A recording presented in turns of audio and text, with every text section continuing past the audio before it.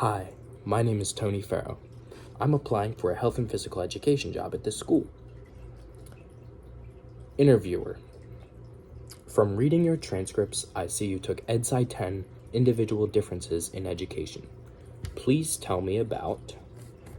First bullet. 3 big things that you learned from the course and explain what each is. Okay, so 3 big things that I learned from this course is, number 1, vision in infancy and toddlerhood isn't necessarily fully developed yet.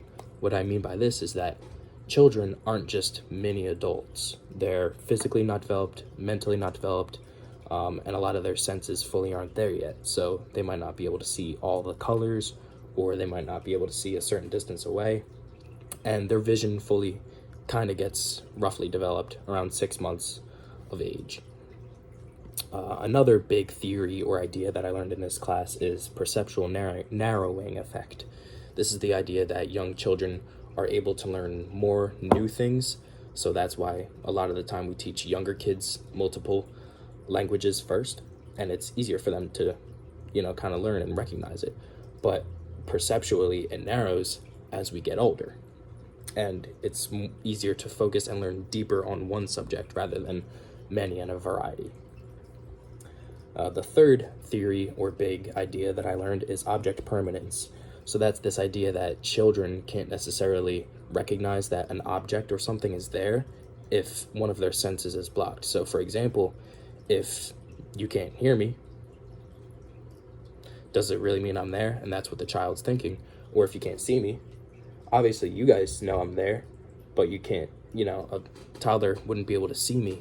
And that's why it's so interesting to them playing peekaboo, because all of a sudden I appear out of nowhere when they couldn't see me before.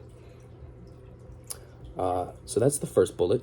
The second bullet is how you would use what you learned from the course in this position if you were hired. So a concept we talked about was reinforcement, and reinforcement can be used in the classroom or in the gymnasium when we're in gym class.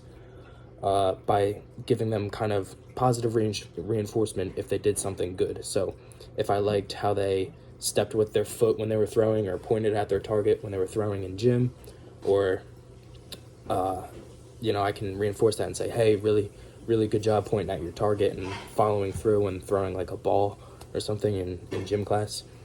Or in the classroom for health, I could say, I really like how you're participating in this lesson about heart disease. It really shows me that, you're engaged.